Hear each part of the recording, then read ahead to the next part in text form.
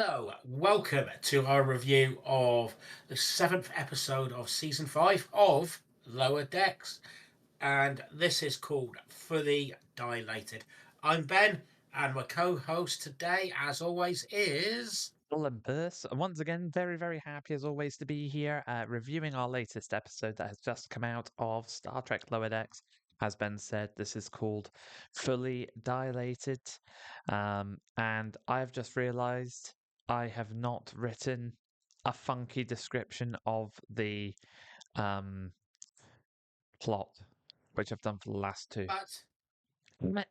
we can go by an unfunky description of the plot. Let's do that. So, you have them finally getting back to investigating the temporal issues when Ooh. they decided send the lower decks crew on a mission to go and check what has been left on a planet from a purple Enterprise D. And those three people are Mariner, Hendy, and Terlin. They have to go through a temporal or a time planet, as in that goes faster on the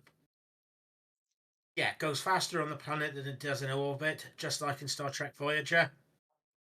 And all they need is Boimler and Rutherford to bring them back about a second later. What could And possibly we go wrong? go wrong there. What possibly? That's it. So let's get into the review part of it.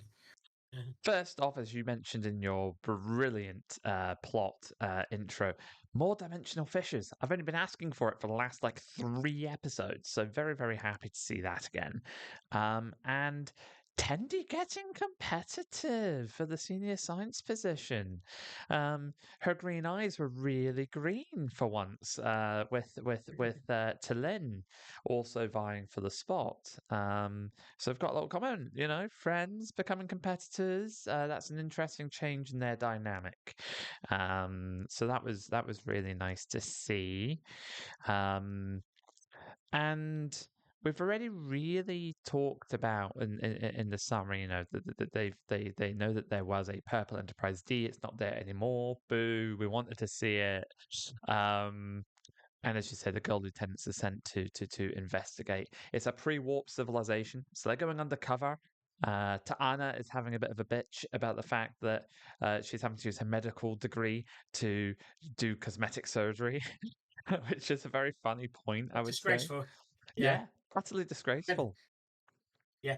And to be honest, other than Phlox, I think everybody that is a doctor in Star Trek has probably gone, I got better things to do than this. Yeah, So, yeah. I am not. I did not get my degree to dress people up in like dolls.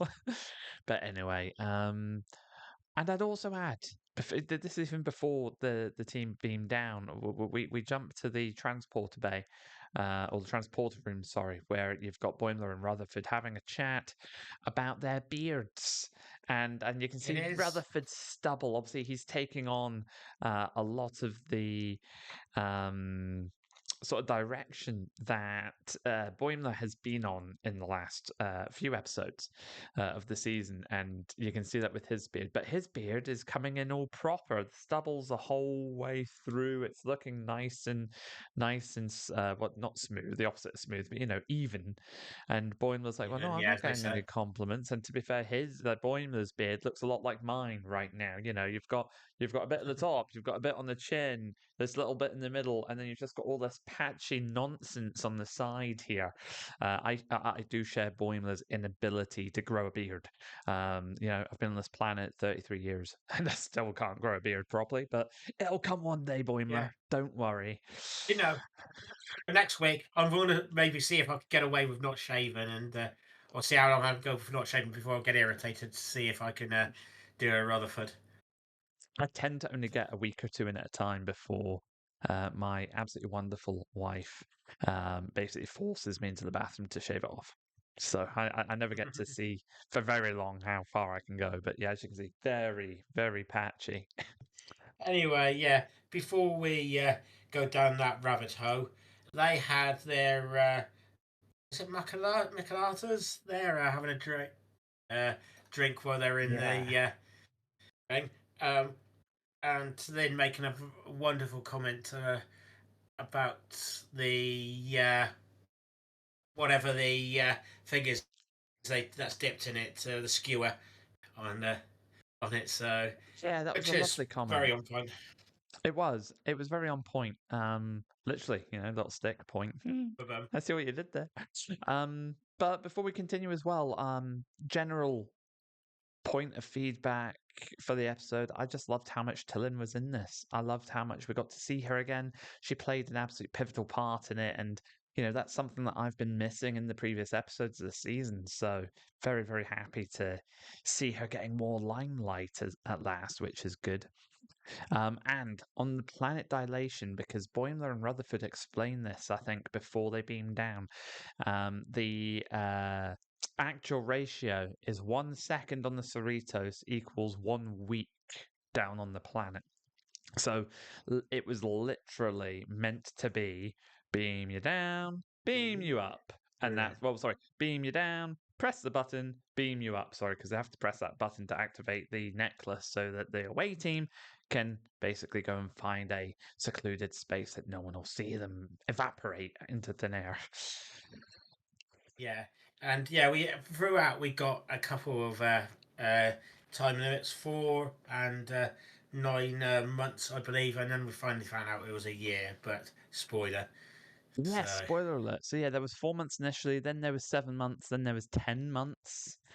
that was it. I was yeah, Yeah, there was yeah, quite a few jumps, and all of those totaling, maybe I've not even done the maths, but essentially probably a minute and a half of Rutherford and Boimler's lives constituted to yeah. 12 months for So the away shall we team. go into their segment that they had throughout this, which Yeah, was because it them was very short, gradually. wasn't it? And it was very sweet. It was. Yeah, them was it rather right by the top trying to wipe everything down. I don't know if both of them had the tops off next, They but then did. they tried They did. licking it off, They did. So it and was then Boimler's shirt off. He was trying to scrub it. Then Rutherford took his off to try and help. Then he realised that the liquid, it was only the absorbable liquid was being taken off by the shirts, and it was leaving all this sticky, gooey mess. Which is when they went down to lick the console and were getting electrocuted as they did it, making a really weird comment about the usual transporter chief in that place not licking his hands, not washing his probably not doing hands. that as well. I probably, or maybe he is licking his hands before he's going down on it. But yeah, that bit was hilarious and cringy all in one. That line that was hilarious.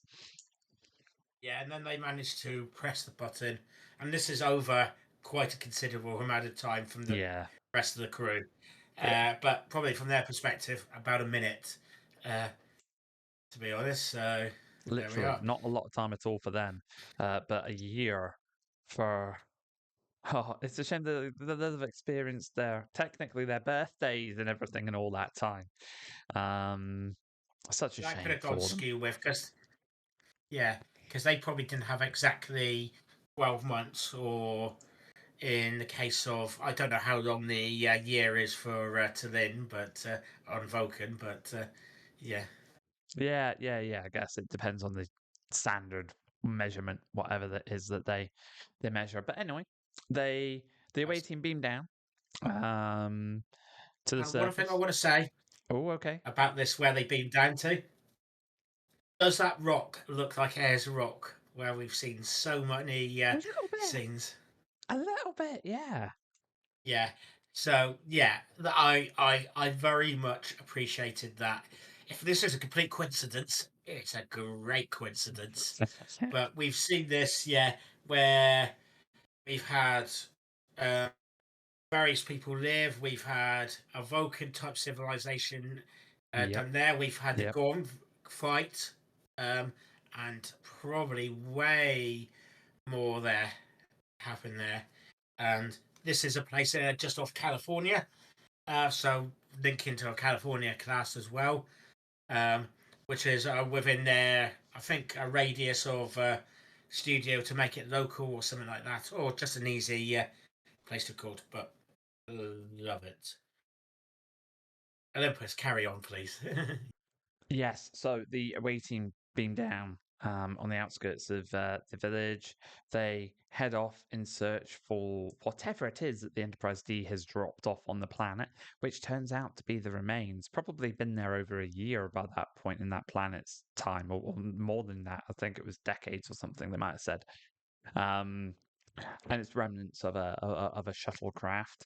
So they start disintegrating with their phasers when Tendi spots a nose, and they move some rubble, and there is the head of our beloved Lieutenant Commander Data, and my heart leaps, and I'm jumping up and down like, Data, Data, this is amazing. I hope it's Brent Spiner that's going to talk, because they can't have his head and not have him talk.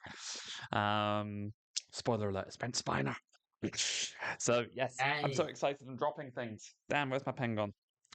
So yes, like Data's one of my favorite characters in Star Trek, so I was absolutely thrilled.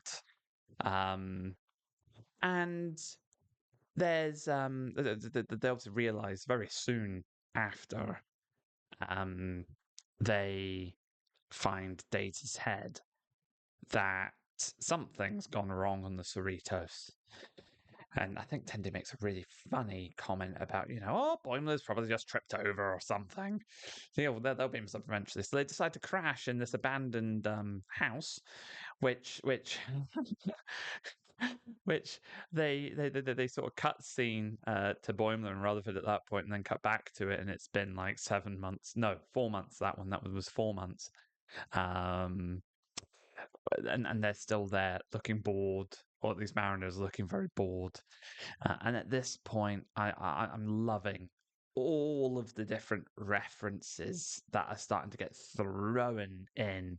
A couple of them was when Tendi mentions something being more padded than a Romulan shoulder. Oh, yes, you wrote them all down. Brilliant. So, though I did not write them all down. I just picked up a select few, but there were no, so that's many fine. of them. There were so many. So more padded than a Romulan shoulder.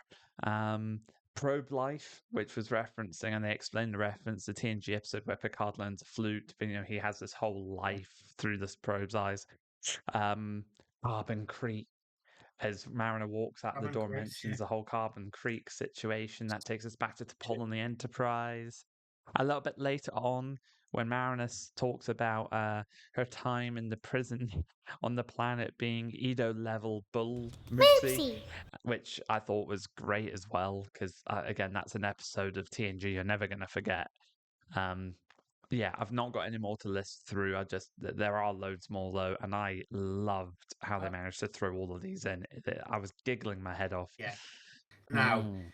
they had who they met in the area where the ship was, or crash ship was, and Data. Yes. They had them mention we're from the North region. Like they always mention, oh, we're from the North, we're from the here, we're from the South, just generally pointing or the other continent, or yeah, and it's like, yeah, that's added in Snell. that. You have, Snell, that's his name. I was yeah, looking for his name. yeah, that's it. Okay, and then they are traveling performers. So, who else are a bunch of traveling performers? The Enterprise crew in Times Arrow. Oh, So, where yes. they're actors, an acting troupe uh, touring, they've toured Paris, Milan, and probably various other places, included wherever they were. I think San Francisco, Hmm. there. I'm gonna butt You in. I'm gonna butt in for a second. I'm really sorry, but I'm not, because the landlady in Times Arrow, I love her to bits. Mr. Pickard, Mr. Pickard, you're due your rent, Mr. Pickard. Love her. I love her to bits. She was fantastic. Every time we talk about Times Arrow, I've got to bring that up. She was yeah, hilarious in that episode. you could bring it up twice more because Yes. you have the contraption that's putting it, getting that got data back together. Yep. very vaguely familiar to something that they were trying to get for Data to communicate, and he had in that episode with them. And then you had Data mention a situation where he had gone back in time. I think she just left his head in a cave. They out to Picard and a man in a silver jumpsuit, Yeah. which is a reference to. I thought he had a white suit, but it might be a difference in the alternate realities, but or his opinion of that. So we had a certain author appear there. Um, he is also fully functional. Um, I've got that written down. and Wow, you really are fully functional. and the last one, um, don't shut. I don't like being shut down mid conversation or very close, which is something similar to what the Doctor said in one of the episodes where he travelled. Oh, his backup unit didn't quite travel in time.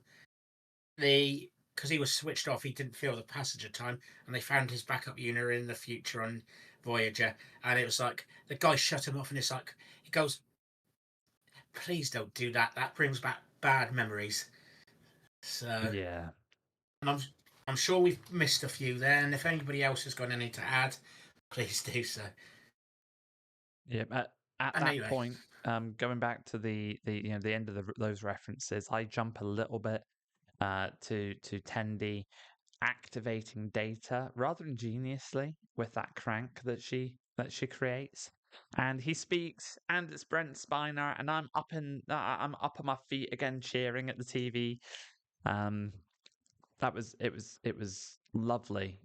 And then it jumps 7 months, and Tendi is still competing with T'Lyn. She's still a bit envious of her. That whole situation's getting worse. Ironically, at that point, with an interaction between her and T'Lyn, when T'Lyn comes to the sort of door to the attic that Tendi's working in, it becomes very, very clear to us that T'Lyn's actually not competing with Tendi in the slightest. T'Lyn's got no idea this competition's happening. She's trying to be nice and trying to re-engage Tendi and sort of fix whatever's going on without quite using the words and saying it. And even Data is sat there on his neck, um, saying to Tendi, "You realise that she's concerned about you. You've got a nice friend there. You should do this or do that." And Tendi's like, "No, I'm just not going to sleep, and I'm going to drink lots of stimulants, and I'm going to just be this powerhouse of constant work, and I'm going to beat Talon." And it's like, oh, Tendi, no. that's where it goes downhill for her, It is. because before they both had done some good stuff, whereas Talina had done some good stuff. Tindy had done some good stuff, and on the second time, Talina had done some good stuff. Tindy had managed to get Data back up and running, which she wouldn't let Talina know. And then as soon as she said, "Yeah, I'm going to try to stay up all night and not sleep," yeah, that's where it's gone downhill for her there. And meanwhile, It's your Talon's like, look at strengths, not me. the other person's strength. Yeah, yeah, exactly that. And so it's like, yes, I have grown giant vegetables and I have made a stall to make people's hair luscious and amazing. And I now have lots of money. So we are all rich. And she actually says, we are rich now. This is us together. We are rich. And Tendy's like, oh, good for you, Talyn. She said we. Yeah. There's no I in tea. No, So but there is I in pie. I heard that from something and I can't remember what. that sounds good. And other than those two, the only other person that we've barely mentioned and what she was up to was Mariner, Yes. who just somehow manages to get in mischief, even if she's not trying to. It's Well, horning yeah, a person's eye is never a good thing.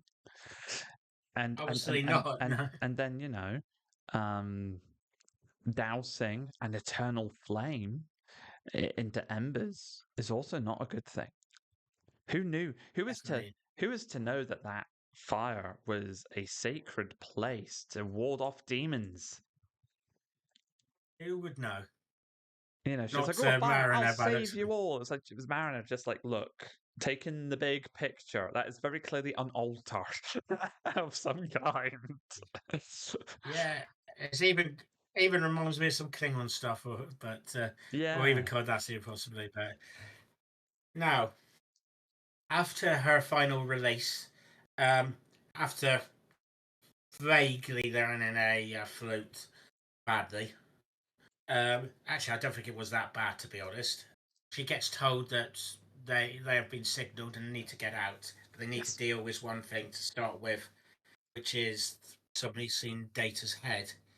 And I was thinking, there's got to come something very weird kind of way to try to solve this, and this is going to backfire big style for them. But actually, there was a very cunning plan with this, very cunning, and they got you thinking that the head's got to be in the bag, and it was. A giant purple grape with a face written on it, which was fantastic. I don't know if they teamed up to work do that go when they were tied up by this guy who knocked them out, and it was just like, but they worked out that they were better working together and came up with this cunning plan to do that, and I love that original idea.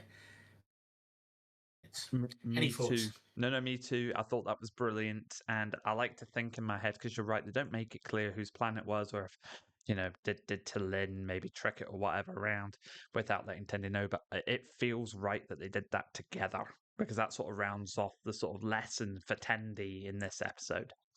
Yeah, and we found out everybody thinks this person is spending too much time watching everybody. It's like that person behind the curtains always looking out to go, what's everybody doing? The nosy neighbour.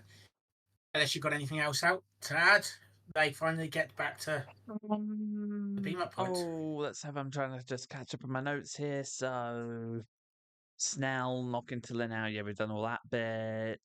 He does accuse them of being witches, which is very very apt for the sort of time period that they're meant to be in. So that was I like that little nod. Yeah, Um, and, and definitely. and then cutscene to when everyone's leaving that little scene because they don't believe him, and he's like, "But that one can throw rocks and catch them."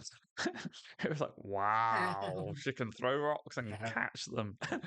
um, Brilliant. I Which thought is it was true, really he's good. not lying. He is not lying. She can do that. I never would have thought that would have been considered witchcraft, but there you go. Did you have anything? Because I've not really got any notes regarding the scene at the top of the hill before they beam out. Did you want to say anything about that piece before we Not return to the Three particularly. Toes? No, it was generally, yeah, good, nice It was ending to the nice. planet arc. It was, and And if there is one thing I would add, sorry to that, it would be that it was a lovely moment with Mariner and Data, where Mariner's essentially having a calm geek out and appreciating this legend that she's holding in her hands. yeah, so yeah, I liked it where it was like cool to have him, but he makes a comment of being about the temperature of him, and it's like It's a very Data thing to it say. was, yeah, it definitely very data lock. So they beam up, and Tendy's like, what's going on? As in towards Rutherford and Boimler. It's like, yeah, This that scene was good. it was a pure energy because she's gone from, I've spent a year with my friends on this planet living this life, and she's almost more of a sort of Zen place. And as soon as she materializes, she goes full force, mistress of the winter constellations. What have you done? It was brilliant. Yeah, it was. And I just want to say the final nice bits. There was two bits that I really liked. Let's start off with the first. Them having a drink at the end and find out both of them had got the position with the help of Data. That was a very Data Uh, solution, isn't it? I loved it. yeah, one thing I did notice from that, all of them had like wine-looking glasses or champagne-looking glasses of blue stuff, and Tallinn had a looks like a more of a normal glass of what I presume was probably water there. So it's nice that they have slightly different glasses. with something slightly different inside for different people. Yes. Now, is there not a culture? I need to look this up. Is there not a cultural thing about Vulcans not drinking alcohol? I know there is a reputation for them being vegetarian, and I think I've heard that they don't really drink, but it doesn't surprise me that they don't. Which is good in my opinion. It wasn't a big scene, but it was a nice little nod to different, not just necessarily different cultures, but different cultures and different people's ways there. Yes. And then I'm going to just finish my bit off and let you have any bit. But it was then that Mariner started playing her flute, and then you had Data put in a torpedo case, just like certain other half Vulcan or certain half Vulcan, half human, and then he got spotted, put out through into this nebula, and this was happening as music was going on, aka Mariner's music, instead of a bagpipe like we saw in at the end of Rathacon, which was The Yeah, oh, it was stunning. And I was going to talk about the flute a little bit in the lead up to that there. So thank you for covering that off anyway, which just leaves me to round off, I guess, by saying the humor in this episode was top level. This was a brilliant Lower Decks episode, probably one of my favorites this season. Um, as I say, the humor was great. The references to Trek lore across different series, especially TNG, was fantastic. It explores all the relevant themes in the typical Star Trek way you'd want it to. You get character development through it. You get a gorgeous, beautiful resolution to it all at the end.